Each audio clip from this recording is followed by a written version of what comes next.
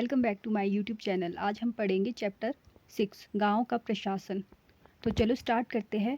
भारत में 6 लाख से अधिक गांव हैं। उनकी पानी, बिजली, सड़क आदि की ज़रूरतों को पूरा करना कोई आसान काम नहीं है। इसके अलावा ज़मीन के दस्तावेज़ों का रख रखाव करना पड़ता है और आपसी विवादों को भी निपटाने की ज़रूरत पड़ती है।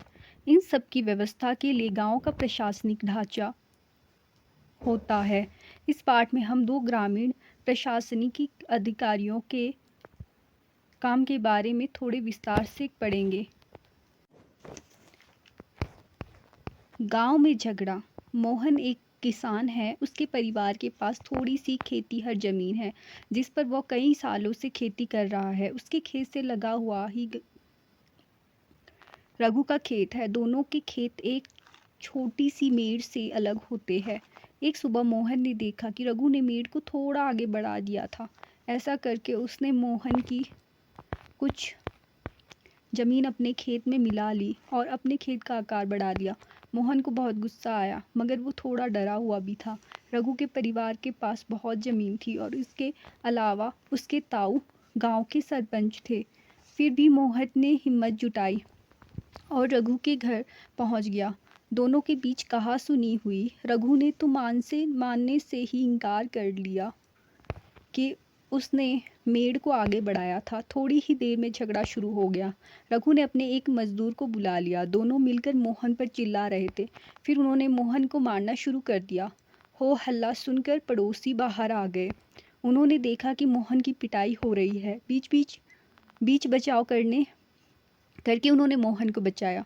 मोहन को सिर पर और हाथ में बहुत चोट आई थी। एक पड़ोसी ने उसकी मरहम पट्टी की। मोहन के एक दोस्त ने, जो गांव के डाकघर में काम करता था, सुझाव दिया कि उन्हें स्थानीय पुलिस थाने जाकर रपट लिखवानी चाहिए, जबकि कुछ लोग इसके खिलाफ थे। उनको लग रहा था कि बहुत सारा पैसा बर्बाद हो जाएगा और नतीजा कुछ नहीं निकलेगा। कुछ लोगों ने कहा कि रघु के परिवार वाले तो पहले ही पुलिस थाने पहुंच चुके होंगे। काफ़ी विचार विमर्श के बाद अंततः यह तय हुआ कि जिन पड़ोसियों की आंखों के सामने यह घटना हुई थी, मोहन उनको लेकर पुलिस थाने जाएगा। पुलिस थाने का क्षेत्र। थाने के रास्ते में एक पड़ोसी ने पूछा, क्यों ना हम थोड़ा और पैसा खर्च करके शहर के बड़े थाने चले। मोहन ने समझाया कि बात पैसे की नहीं है, हम इसी थाने में अपना मामला दर्ज करवा सकते हैं क्योंकि हमारा गांव इसी के कार्यक्षेत्र में आता है। हर पुलिस थाने का एक कार्यक्षेत्र होता है जो उसके नियंत्रण में रहता है। लोग उस क्षेत्र में हुई चोरी, दुर्घटना, मारपीट, झगड़े आदि की रपट उसी थाने में लिखवा सकते हैं। यह वहाँ के थानेदार की जिम्मेदारी होती है कि वह लोगों से घटना के बारे में पूछताछ करे, जांच पड़ताल करे और अपने क्षेत्र के अंदर के मामलों को कार्रवाई करे।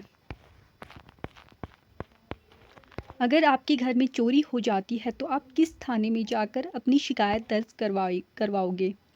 मोहन और रघु के बीच में किस बात को लेकर विवाद हुआ था। मोहन को रघु से झगड़ा करने में डर क्यों लग रहा था।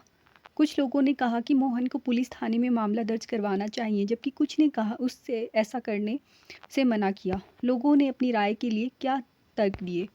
पुलिस थाने में होने वाला काम। जब सब लोग पुलिस थाने पहुंचे तो मोहन थानेदार के पास गया और उसे पूरा मामला बताया।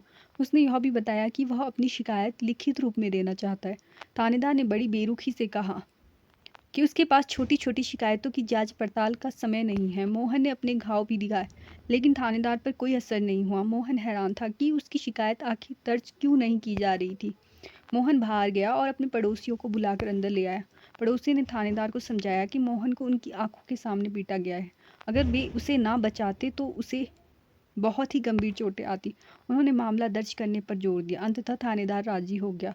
उसने मोहन को अपनी शिकायत लिख कर देने को कहा। थानेदार ने वायदा किया कि अगले दिन एक हवलदार घटना की जांच पड़ताल के लिए उनके यहाँ पहुंचेगा।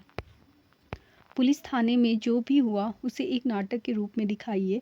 फिर यह सब बताइए कि मोहन थानेदार या पड़ोसियों की भूमिका निभाते हुए आपको कैसा लगा। क्या थानेदार इस स्थिति को किसी अन्य तरीके से संभाल सकता था। राजस्व विभाग का काम। आपने पढ़ा है कि मोहन और रघु में खेत की मेड़ को लेकर जबरदस्त लड़ाई हुई। क्या ऐसा कोई तरीका नहीं था जिससे वह अपना मामला शांतिपूर्वक सुलझा लेते। क्या कोई ऐसे अभिलेख यानी रिकॉर्ड होते हैं जिनसे यह पता चल जाए कि गांव में किसके पास कौन सी ज़मीन है। चलिए पता करते हैं कि यह कैसे किया जाता है। ज़मीन को नापना और उसका रिकॉर्ड रखना पटवारी का मुख्य काम होता है। अलग अलग राज्यों में इसको अलग अलग नाम से जाना जाता है। कहीं पटवारी, कहीं लेखपाल, कहीं कर्मचारी, कहीं ग्रामीण अधिकारी, तो कहीं कानूनगो कहते हैं। हम यहाँ ज़मीन का लेखा जोखा रखने वाले कर्मचारी के लिए पटवारी शब्द का इस्तेमाल कर रहे हैं। प्रत्येक पटवारी कुछ गांव के लिए जिम्मेदार होता है। अगले पृष्ठ पर दिए गए नक्शे और उसके अनुसार बने खसरे यानी रजिस्टर के विवरण को देखिए। यह पटवारी द्वारा रखा गया गांव के लोगों की ज़मीन के रिकॉर्ड का एक हिस्सा है। आमतौर पर पटवारियों के पास खेत नापने के अलग अलग तरीके होते हैं। कई जगहों पर वह एक लंबी लोहे की जंजीर का इस्तेमाल करते हैं। इसे जरीब कहते हैं। ऊपर दी गई कहानी में पटवारी मोहन और रघु के खेतों को नापकर यह देख सकता था कि वह गांव के नक्शे से मेल खाता है कि नहीं। अगर वह नक्शे में मेल नहीं खाता तो उसको पता चल जाता कि मेड़ खिसकाकर खेत की सीमा बदली गई है। पटवारी किसानों से भूमि कर भी इकट्ठा करता है और सरकार को अपने क्षेत्र में उगने वाली फसलों के बारे में जानकारी देता है। यह काम वह अपने रिकॉर्डों के आधार पर करता है, इसलिए ज़रूरी है कि वह उनको समय समय पर दुरुस्त करता रहे। किसान कई बार फसल बदल देते हैं, कुछ और उगाने लगते हैं। अगर आप ग्रामीण क्षेत्र में रहते हो तो पता कीजिए आपके क्षेत्र का पटवारी कितने गाँवों के लिए ज़मीन के अभिलेख रखता है। गाँव के लोग पटवारी से कैसे संपर्क करते हैं। खसरा कहलाने वाले इस रिकॉर्ड में पटवारी ने नीचे दिए गए जमीन के नक्शे के मुताबिक सूचनाएं भरी है। इससे पता चलता है कि जमीन का कौन सा टुकड़ा किसके नाम है। इस रिकॉर्ड और नक्शे को देखिए। रघु की जमीन से संबंधित सवालों का जवाब दीजिए।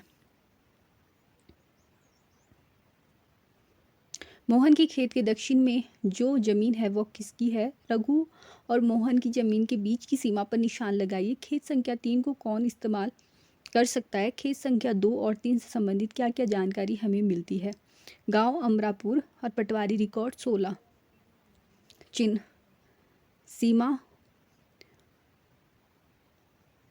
यहाँ पर सीमा, चारागाह, कच्ची सड़क, कुआं, पक्की सड़क और पेड़ के चिन्ह दिखाए गए हैं।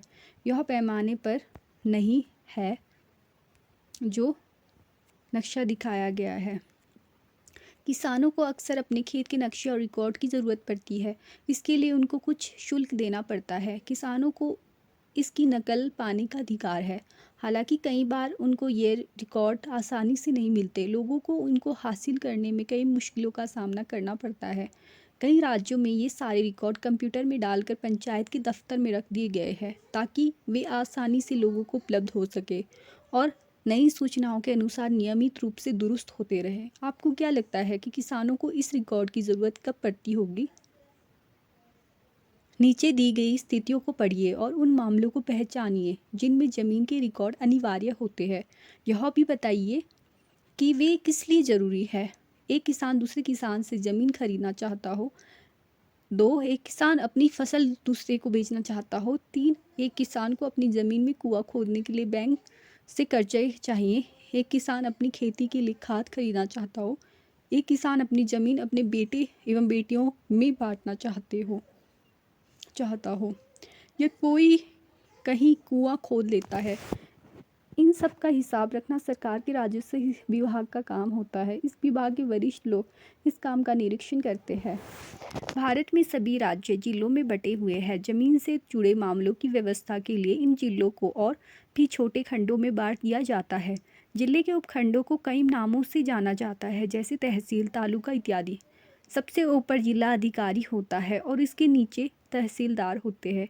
उन्हें विभिन्न मामलों को निपटाना होता है। वे पटवारी के काम का निरीक्षण करते हैं और यह सुनिश्चित करते हैं कि रिकॉर्ड सही ढंग से रखे जाए और राजस्व विभिन्न तरह से कर इकट्ठा होता रहे। वे यह भी देखते हैं कि किसानों को अपने रिकॉर्ड की नकल आसानी से मिल जाए। यह विद्यार्थियों को ज़रूरत पड़ने पर जाति प्रमाण पत्र आदि भी जारी करते हैं। तहसीलदार के दफ्तर में ज़मीन से जुड़े विवाद के मामले सुनने जाते हैं।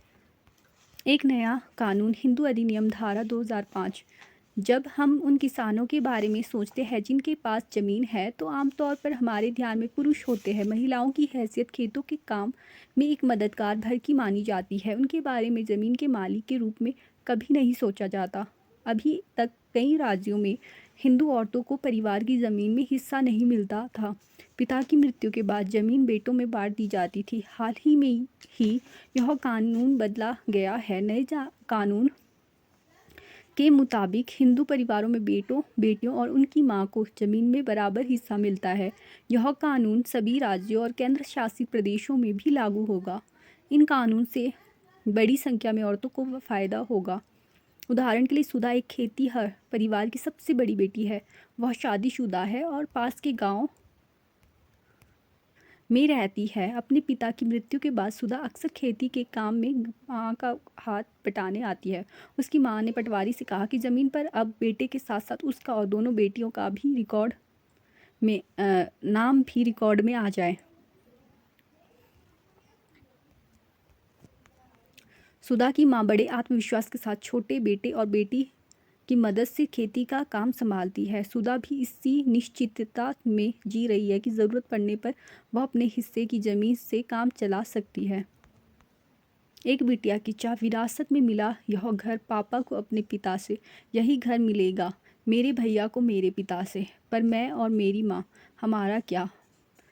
बता दिया गया है मुझे। पिता के घर में हिस्से की बात औरतें नहीं किया करती, लेकिन मुझे चाहिए एक घर अपना, बिल्कुल मेरा अपना। नहीं चाहिए दहेज में रेशम और सोना। अन्य सार्वजनिक सेवाएं, एक सर्वेक्षण। इस पाठ में हमने सरकार के कुछ प्रशासनिक कार्यों के बारे में पढ़ा, खासकर ग्रामीण क्षेत्र के संदर्भ में। पहला उदाहरण कानून व्यवस्था बनाए रखने के बारे में था और दूसरा जमीन के अभिलेखों की व्यवस्था के बारे में। पहले मामले में हमने पुलिस की भूमिका का परीक्षण किया और दूसरे में पटवारी की भूमिका का। इनके काम का विभाग के अन्य लोगों द्वारा निरीक्षण किया जाता है, जैसे पुलिस अधीक्षक या तहसीलदार। हमने यह भी देखा कि लोग कैसे इन सुविधाओं का इस्तेमाल करते हैं और उन्हें किस तरह की समस्याएं आती हैं। इन सेवाओं का उपयोग कानूनों के अधिकार अनुसार होना चाहिए। आपने संभवतः सरकार के अन्य विभागों द्वारा दी जा रही सार्वजनिक सेवाओं को देखा होगा। अपने गांव या क्षेत्र के लिए दी जा रही सार्वजनिक सेवाओं की एक सूची बनाइए। दुग्ध उत्पादन समिति, राशन की दुकान, बैंक, पुलिस थाना, बीज और खाद के लिए कृषक समिति, डाक बंगला, आंगनवाड़ी, बालवाड़ी, सरकारी स्कूल, प्राथमिक स्वास्थ्य केंद्र, अस्पताल इत्यादि। 3 सार्वजनिक सेवाओं पर जानकारी इकट्ठी कीजिए और अपनी अध्यापिका के साथ चर्चा कीजिए कि इनकी कार्यप्रणाली में कैसे सुधार किया जा सकता है। आपके लिए एक उदाहरण आगे दिया जा रहा है। Thank you. अगर मेरे द्वारा दी गई इन्फॉर्मेशन आपको महत्वपूर्ण लगती है तो मेरे चैनल को लाइक, शेयर और सब्सक्राइब कर लें।